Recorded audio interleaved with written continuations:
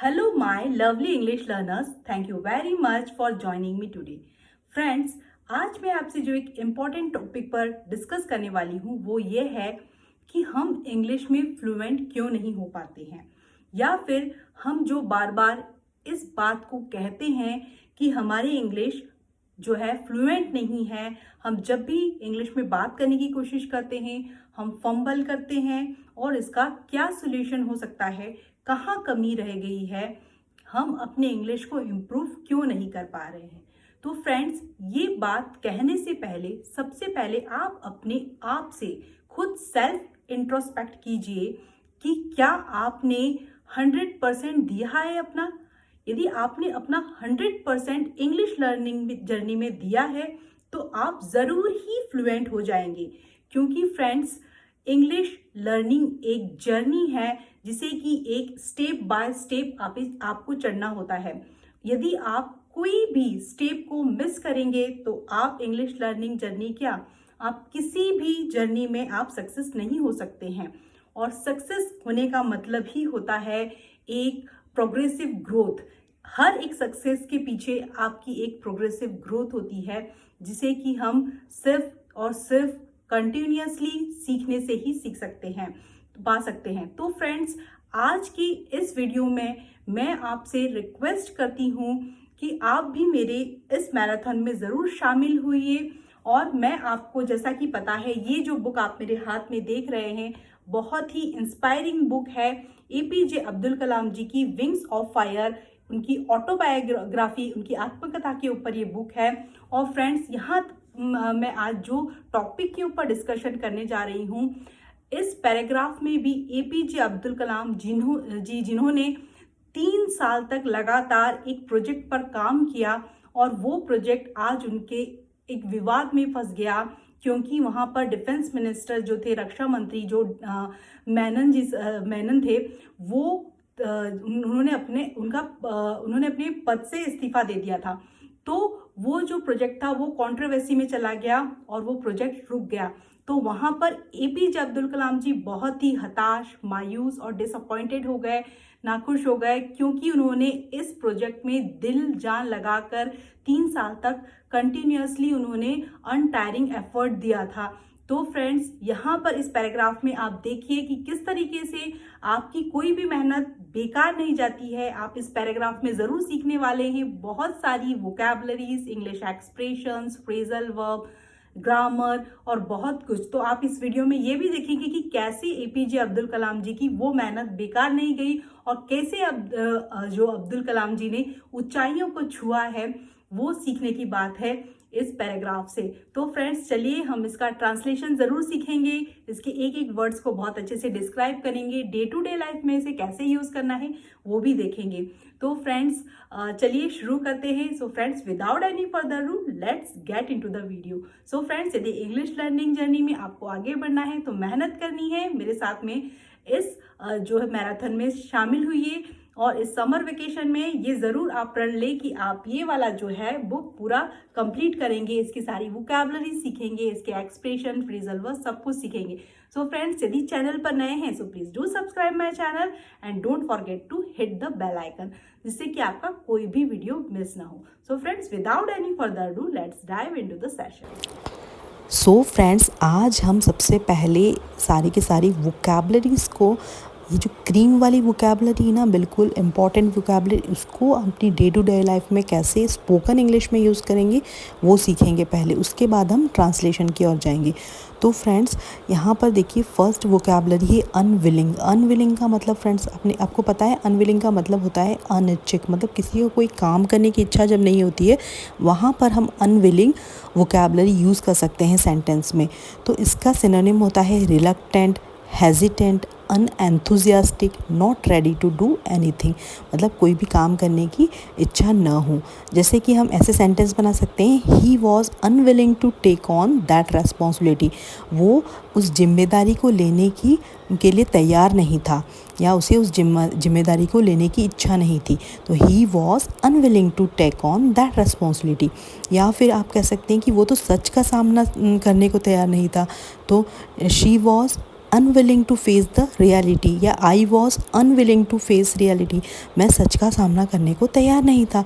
मतलब मुझे पता था कि ऐसा हो गया, लेकिन मैं नहीं चाहता था कि, मुझे समझ नहीं आ रहा था कि सच में ऐसा हो गया है। I was unwilling to face reality, मैं सच का सामना करने को तैयार नहीं था। तो इस तरीके के सेंटेंस आप अपनी day to day life spoken English में यूज़ कर सकते हैं। अब नेक्स्ट वोकैबलरी देखते हैं। नेक्स्ट वोकैबलरी है कंप्रेंशन। कंप्रेंशन मतलब होता है किसी को किसी बात समझने में की क्षमता होना, the ability to understand something, मतलब किसी के भीतर वो क्षमता होना कि वो किसी की बात को समझे, अंडरस्टैंडिंग। तो फ्रेंड्स, जैसे कि हम कहते हैं ना कि उसमें इतनी भी समझ नहीं है, थोड़ी सी भी समझ नहीं है कि मैं क्या करने की कोशिश कर रहा हूँ। तो some won't have the least compression. Least compression मतलब थोड़ी सी भी समझदारी of what I am trying to do, मतलब मैं क्या करने की कोशिश कर रहा हूँ उसको थोड़ी सी भी समझ नहीं है। या फिर how it happened it really beyond my compression, मतलब मुझे पता है, सच में समझ में नहीं आ रहा है कि मेरी समझ से परे है कि कैसे ये हो गया। How it happened it really beyond my comprehension. Really, या फिर हम ऐसे सेंटेंस बना सकते हैं, really you want have least comprehension have to tackle this situation, मतलब तुम्हें में इतनी भी समझ नहीं है कि तुम्हें इस सिचुएशन को कैसे टैकल करना चाहिए या इस सिचुएशन में किस तरीके से आपको बिहेव करना चाहिए। Really you want have least comprehension how to tackle this situation, कि तुम्हें थोड़ी सी भी समझ नहीं है कि इस सिचुएशन में किस तरीके से बिहेव करना चाहिए। तो फ्रेंड्स, इसको जो सेंटेंस को बार बार आप स्पोकन इंग्लिश में यूज़ करें, जिससे कि ये जो सेंटेंसेस है आपके या वोकैबलरी है आपकी डे टू डे इंग्लिश का हिस्सा बन जाए। चलिए next vocabulary I was struck friends एक इंग्लिश एक्सप्रेशन है जिसका मतलब होता है किसी भी चीज़ से आप सम्मोहित हो जाना, इम्प्रेस्ड हो जाना, अफेक्टेड बाय समथिंग। तो आई वॉज स्ट्रक मतलब हक्का बक्का हो जाना, इम्प्रेस्ड हो जाना। जैसे कि आपने कोई खूबसूरत जगह में गए और बहुत सुंदर प्रकृति को देखा, ब्यूटी को देखा, तो आप वहाँ पर ये सेंटेंस यूज़ करते हैं, I was struck by the beauty of landscape. Landscape मतलब प्राकृतिक सुंदरता को देखे, तो I was struck by the beauty of the landscape. Repeat after me. I was struck by the beauty of the landscape. इस तरीके से छोटे छोटे सेंटेंस बनाने की कोशिश करें। सेकेंड सेंटेंस आप बना सकते हैं कि I was struck by his kindness. मैं उसकी दयालुता से हक्का बक्का रह गया, क्यों कितना काइंड है, कितना दयालु है। I was struck by his kindness. अब नेक्स्ट सेंटेंस, नेक्स्ट वोकैबलरी है अनसर्टेनिटी। अनसर्टेनिटी मतलब कोई चीज़ फिक्स न होना, अनिश्चित होना। तो ये अपोजिट है सर्टेनिटी का। सर्टेनिटी मतलब होता है निश्चित, अनसर्टेनिटी मतलब होता है अनिश्चित। तो अनिश्चित मतलब अनप्रेडिक्टेबिलिटी या अनरिलायबिलिटी, रिस्कीनेस, मतलब जिसका कोई चीज़ फिक्स ना हो, रिस्कफुल हो। तो इस तरीके के सेंटेंस बना सकते हैं कि life is full of uncertainties, मतलब जीवन पूरी तरीके से अनिश्चितता से भरा हुआ है, क्योंकि लाइफ में कुछ भी फिक्स नहीं है, कभी सुख आता है, कभी दुख आता है। तो life is full of uncertainties. ज़ोर ज़ोर से बोलने की कोशिश करें इस सेंटेंस को, जिससे कि आपके माउथ मसल्स जो हैं वो एनहांस हो और जब आप इंग्लिश बोलें तो वो ज़्यादा नेचुरल लगे। अब देखिए फ्रेंड्स, इकोनॉमिक अनसर्टेनिटी मतलब क्या होता है? इकोनॉमिक अनसर्टेनिटी मतलब होता है आर्थिक अनिश्चितता। मतलब यदि आपकी आर्थिक सिचुएशन अच्छी नहीं है तो आप कोई भी रिस्क लेने में आपके लिए परेशानी है, डिफ़िकल्टी है। तो इस तरीके के सेंटेंस बना सकते हैं, at a time of economic uncertainty risk taking can seem particularly difficult. At a time of economic uncertainty, risk taking can seem particularly difficult. मतलब यदि आप आर्थिक रूप से कमज़ोर हैं, तो अनसर्टन हैं, तो आप कोई भी रिस्क नहीं ले सकते हैं। वहाँ पर आर्थिक रूप से यदि आप सक्षम नहीं हैं तो वहाँ पर रिस्क लेना आपके लिए डिफ़िकल्ट हो सकता है। नेक्स्ट है अकम्प्लिश्ड मतलब होता है निपुण होना, किसी भी चीज़ में निपुण होना। हाईली ट्रेंड और skilled in a particular activity, skillful, mastery. अब देखिए इसके क्या सेंटेंस बन सकते हैं कि the actor gave a very accomplished performance. उस एक्टर ने बहुत ही बढ़िया परफॉर्मेंस दिया। या she is a very accomplished musician, वो बहुत ही निपुण संगीतकार है। So she is a very accomplished musician, मतलब वो बहुत ही होनहार और निपुण म्यूजिशियन है। इस तरीके के सेंटेंस आप अकम्प्लिश्ड वोकैबुलरी से बना सकते हैं। नेक्स्ट वोकैबुलरी है प्रोब। प्रोब मतलब होता है जांच पड़ताल करना, छानबीन करना। इन्वेस्टिगेशन, इंक्वायरी, एग्जामिनेशन इसके सिनोनिम है। अब कैसे यूज़ कर सकते हैं इसे डे टू डे लाइफ में? गवर्नमेंट फ़ंड को यदि कोई मिसयूज़ कर रहा है तो हम कह सकते हैं कि हमें गवर्नमेंट फ़ंड के जो इसका जो ये मिसयूज़ हो रहा है उसके ऊपर हमें जांच करना चाहिए। तो there should be a probe into improper use of government fund. या फिर आप सेंटेंस बना सकते हैं कि उसे उसकी पर्सनल लाइफ में छानबीन करने का कोई भी अधिकार नहीं था। तो what right had he to probe into her personal life? What right had he to probe into her personal life? अब नेक्स्ट है a couple of days. A couple of days मतलब होता है कुछ ही दिनों में, या फ्यू डेज, 2 और 3 डेज़ की बात है तो कहते हैं कपल ऑफ डेज़। जैसे कहते हैं ना कि I will be back in a couple of days, मतलब मैं 1-2 दिन में आ जाऊँगा। लेकिन ये स्पेसिफिक टाइम नहीं होता है, इसका मतलब होता है 1-2 दिन, या कपल ऑफ वीक्स होता है, मैं कुछ हफ्तों में आ जाऊँगा। या फिर चोट लग गई है आपको तो आप कह सकते हैं कि मैं कुछ हफ्तों में या कुछ दिनों में ठीक हो जाऊँगा। तो it took me a couple of days to recover.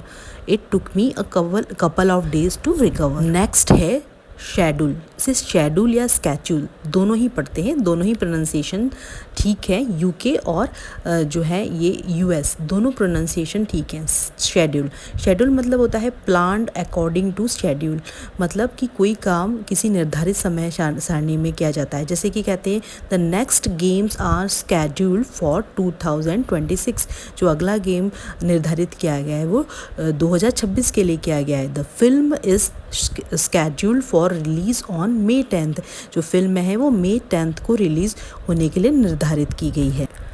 Next vocabulary breakthrough. Breakthrough मतलब होता है एडवांस डेवलपमेंट या किसी काम को करने में सफलता प्रदान करना, उसे डेवलप करना।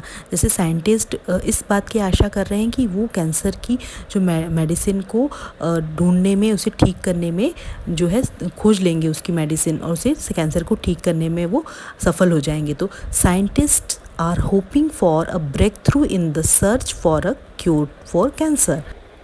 नेक्स्ट है एरोगेंस। एरोगेंस मतलब होता है अहंकार, मतलब कोई किसी को अपने से हमेशा ऊंचा ही समझता है कि मैं ही सबसे ज़्यादा ऊंचा हूँ। तो इसके सिनोनिम है हॉफ्टीनेस, कंसिट, हब्रियस, इन एसेंस और इन इंसल्टिंग एटीट्यूड। जिसका इंसल्टिंग एटीट्यूड होता है, व्यवहार होता है, तो उसे कहते हैं एरोगेंस। जैसे कि सेंटेंस बना सकते हैं we were shocked by the arrogance of his comments, मतलब उसके जो एरोगेंस भरे कमेंट से हम लोग बहुत शॉक्ड हो गए थे, आश्चर्यचकित हो गए थे। या फिर सेंटेंस बना सकते हैं her arrogance has earned her a lot of enemies, मतलब उसके जो अहंकार ने से उसने बहुत सारे दुश्मन बना लिए थे। तो her arrogance has earn her a lot of enemies. तो इस तरीके से डे टू डे लाइफ में एरोगेंस को आप यूज़ कर सकते हैं। अब फ्रेंड्स देखते हैं कि आपने कितना कुछ समझा है। इन क्वेश्चंस को एक बार ज़रूर ट्राई करें और अपने आंसर को कमेंट सेक्शन में ज़रूर कमेंट करें। मैं आपको इसके आंसर्स जो है वीडियो के एंड में शेयर करूंगी, तो प्लीज़ एक बार इन क्वेश्चंस के आंसर को ज़रूर ट्राई करें और देखें कि आपने इससे कितना कुछ सीखा है। अब चलिए फ्रेंड्स पैराग्राफ को ट्रांसलेट करते हैं, क्योंकि अब हम इसके मीनिंग को बहुत अच्छे से समझ चुके हैं। तो चलिए फ्रेंड्स शुरू करते हैं। फ्रेंड्स मैं आपको पहले बता देती हूँ कि ये जो प्रोजेक्ट का नाम था नंदी, जो कि APJ अब्दुल कलाम जी का प्रोजेक्ट विवादों में फंसकर बंद हो गया था और उन्होंने इस पर बहुत मेहनत की, तो उसी से रिलेटेड ये वाला पैराग्राफ है। I was unwilling to face reality. I had put my heart and soul into in Nandi. तो APJ अब्दुल कलाम जी ने कहा कि मैं वास्तविकता, सच का सामना करने को तैयार नहीं था। मैंने नंदी में अपना, नंदी जो उस प्रोजेक्ट का नाम था, उस होवरक्राफ्ट जो बनाया था उसका नाम था, तो नंदी में उन्होंने जी जान लगा दी थी। That it would be used was something beyond my compression, और उन्हें समझ में नहीं आ रहा था कि अब नंदी को यूज़ नहीं किया जाएगा, ये प्रोजेक्ट बंद हो जाएगा। I was disappointed and delusioned, मैं भ्रमित और नाखुश था। In this period of confusion and uncertainty, memories from my childhood come back to me and I discovered new meaning in them। और वो कहेगी मैं इस जब कन्फ्यूज़न और अनिश्चितता के जो काल में मुझे अपने बचपन की याद आई और मैंने उसके कुछ नए अर्थ खोजे कि इसका भी कुछ, मेरे साथ में ऐसा हुआ है तो इसका भी कोई मीनिंग हो सकता है। पक्षी शास्त्री use to say seek the truth and the truth shall set you free. वो पक्षी शास्त्री जो उनके बहुत ही क्लोज व्यक्ति थे रामेश्वरम की, वो ऐसा कहा करते थे कि यदि तुम सत्य को खोजोगे तो सत्य तुम्हें मिलेगा और वो सत्य तुम्हें मुक्त करेगा। एज द बाइबल सेज, और बाइबल में भी ऐसा लिखा था कि as ask and you shall receive, मतलब तुम जो भी मांगोगे वो तुम्हें मिलेगा। It did not happen immediately, वो हम ऐसा नहीं हो सकता है कि वो तुम्हें एकदम से ही मिल जाए, बट इट हैपन नेवरदलेस, और वो लेकिन वो तुम्हें फिर भी मिलेगा। One day doctor Mediratta called me, एक दिन डॉक्टर मेदिरत्ता ने उन्हें कॉल किया जो उनके चीफ थे। He inquired about the state of our hovercraft, और वो जो प्रोजेक्ट बनाया था, होवरक्राफ्ट बनाया था, उसके बारे में उन्होंने पूछताछ की। When told that it was in perfect condition to be flown, जब उन्हें बताया गया कि जो होवरक्राफ्ट है, वो जो एयरक्राफ्ट बनाया हुआ था, वो परफेक्ट कंडीशन में उड़ने के लायक है। He asked me to organize a demonstration for an important visitor the next day। उन्होंने कहा कि इसे रेडी करो डेमोस्ट्रेशन के लिए, क्योंकि एक इम्पॉर्टेंट विजिटर आ रहे हैं इसे देखने के लिए। No VIP was scheduled to visit the laboratory during the next week as far as I knew। और APJ अब्दुल कलाम जी कहते हैं कि मुझे पता था कि नेक्स्ट वीक तक कोई भी VIP इस लेबोरेटरी में नहीं आने वाला था। However, I communicated Dr. Madiratta's instruction to my colleague and we felt a new surge of hope। और उन्होंने कहा कि फिर भी मैंने अपने जो कोलीग से, साथियों से बात की और कि ऐसा डॉक्टर मदिरत्ता ने किया है और हमें एक नई उम्मीद मिली। The next day, Dr. Madiratta brought a visitor to our hovercraft। तो उन्होंने कहा कि नेक्स्ट दिन जो है डॉक्टर मदिरत्ता एक विजिटर को हमारे होवरक्राफ्ट को दिखाने के लिए लेके आए। A tall handsome beard man, एक लंबा चौड़ा खूबसूरत और दाढ़ी वाला व्यक्ति। He asked me several questions about the machine, और जिन्होंने उसे APJ अब्दुल कलाम से बहुत सारे मशीन के बारे में क्वेश्चंस पूछे। I was strucked by the objectivity and clarity of his thinking, और मैं उसके जो इस प्रोजेक्ट के बारे में जो उसके जो विचार थे उसके बारे में बहुत ही इम्प्रेस हो गया उसे। आई वॉज स्ट्रक, में बहुत ही उससे इम्प्रेस्ड हो गया। Can you give me a ride in the machine, उस व्यक्ति ने कहा, विजिटर ने कहा कि क्या मुझे तुम इस मशीन में एक बार राइड करवाओगे, इस पे चढ़ के मुझे घुमाओगे।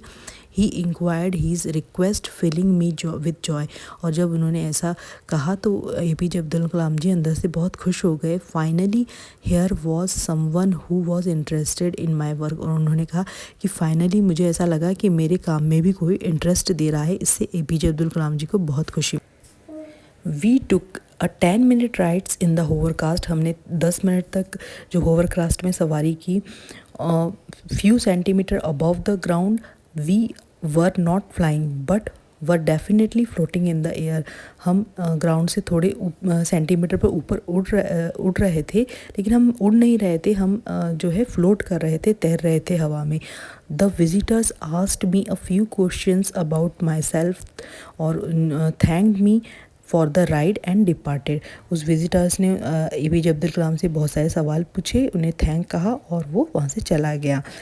But not before introducing himself, और लेकिन उन्होंने खुद, विजिटर ने उन्हें APJ अब्दुल कलाम जी को नहीं बताया कि वो कौन है।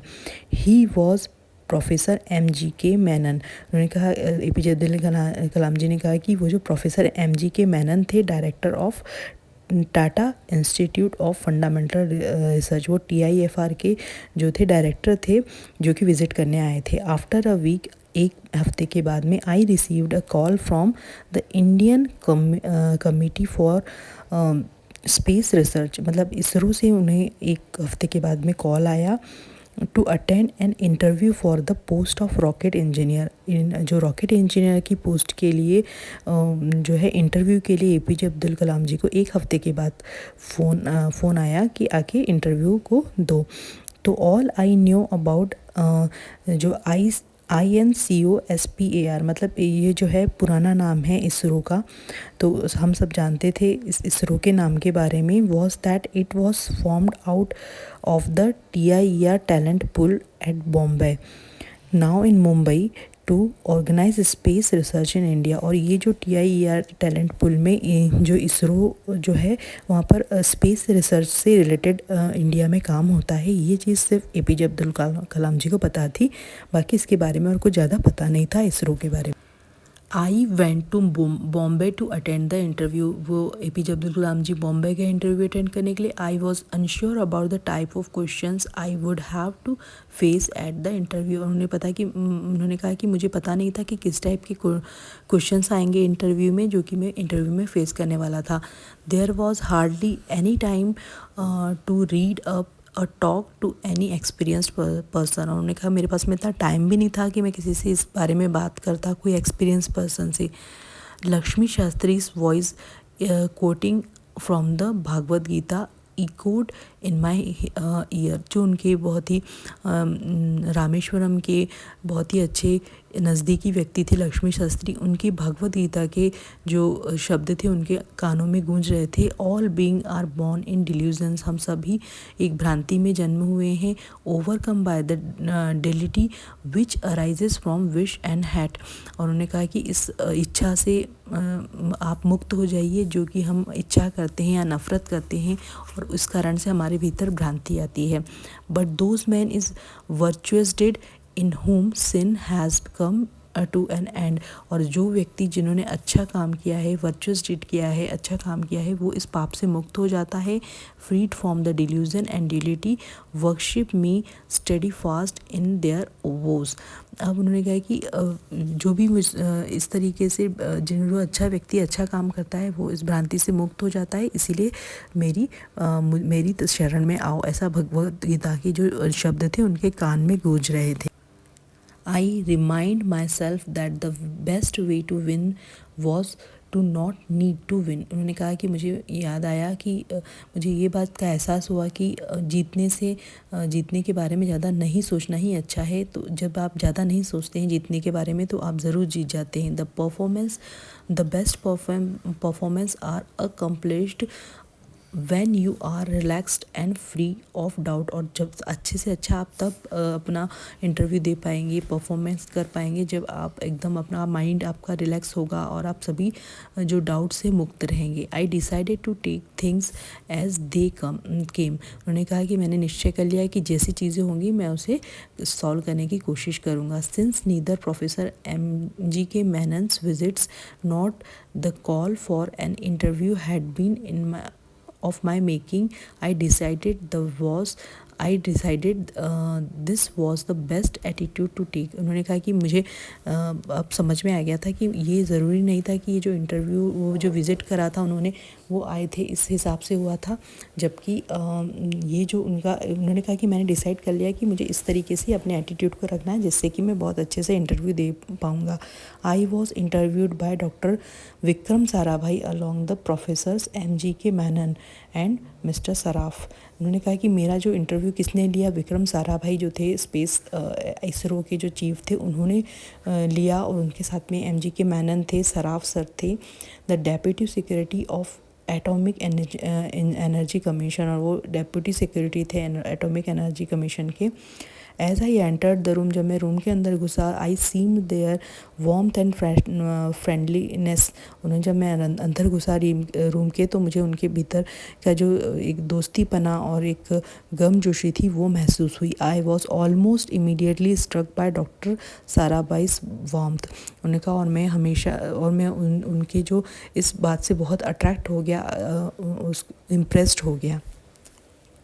There was none of the arrogance or patronizing attitude। उन्होंने कहा कि उनके पीछे बिल्कुल भी अहंकार की भावना नहीं थी, which interviews usually display when talking to a young and vulnerable candidates। उन्होंने कहा कि जब इंटरव्यूअर हमेशा देखता है कि कोई उससे ज़्यादा टैलेंटेड बंदा आ गया है तो एक उसके भीतर एक एरोगेंस आ जाता है, लेकिन विक्रम साराभाई के माइंड में ऐसा कोई भी एरोगेंस अहंकार की भावना नहीं थी और बहुत ही डाउन टू अर्थ व्यक्ति थे। Doctor Sarabhai question did not probe my exciting knowledge or skills, rather they were an exploring of the possibilities I was filled with। उन्होंने कहा कि डॉक्टर साराभाई ने जो क्वेश्चंस पूछे उससे मेरे नॉलेज और मेरे स्किल का पता नहीं चला, जबकि वो क्या ढूंढ रहे थे मेरे भीतर भविष्य की संभावनाओं को ढूंढ रहे थे कि ये व्यक्ति आगे जाकर इस इंस्टीट्यूट में आने के बाद में क्या क्या हमारे लिए अच्छा आगे काम कर सकता है, इस स्टेट को कैसे बेहतर बना सकता है, वो जो भावना APJ अब्दुल कलाम जी के भीतर भरी हुई थी, वो उस चीज़ को ढूंढ रहे थे doctor Sarabhai. He was looking at me as if in reference to a large whole, और वो देख रहे थे कि किस तरह से पूरे, वो एक छोटी चीज़ को नहीं खोज रहे थे, वो उनके पीछे बहुत बड़ी चीज़ को खोज रहे थे। The entire encounter seemed to me total moment of truth in which my dream was enveloped by the large dream of bigger person। उन्होंने कहा कि जो मैंने सपना देखा था, मुझे ऐसा महसूस हुआ कि वो मेरा सपना किसी बड़े व्यक्ति के सपने के इर्द गिर्द घूम रहा है। I was advise to stay back for a couple of days, और मुझे उन्होंने कहा कि एडवाइस दिया कि कुछ दिनों के लिए आप रुकें, इस इंटरव्यू का क्या होगा हम आपको बताएंगे। However, the next evening I was told about my selection, और जबकि नेक्स्ट इवनिंग ही उन्हें बता दिया है कि वो सिलेक्ट हो चुके हैं इसरो में साइंटिस्ट के पद पे। I was to be absorbed as a rocket engineer at ISRO. उन्होंने कहा कि और मैं एब्जॉर्ब मतलब मैं रॉकेट इंजीनियर के रूप में नियुक्त हो गया था इसरो में।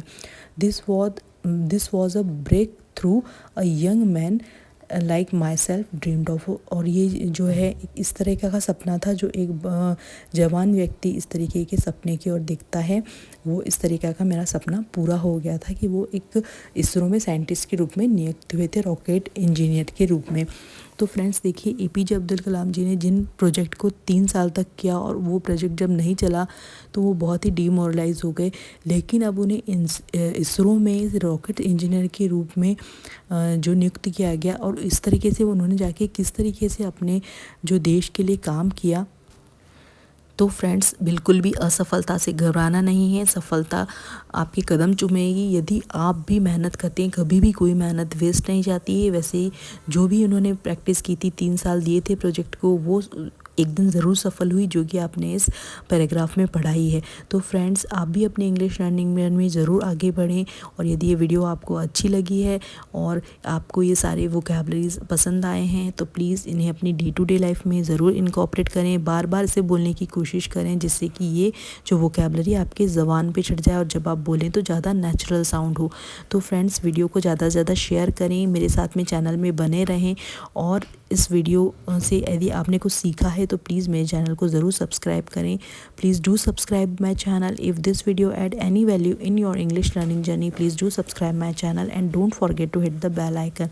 सो फ्रेंड्स मैं मिलती हूँ आपको नेक्स्ट वीडियो में नए लेसन्स के साथ।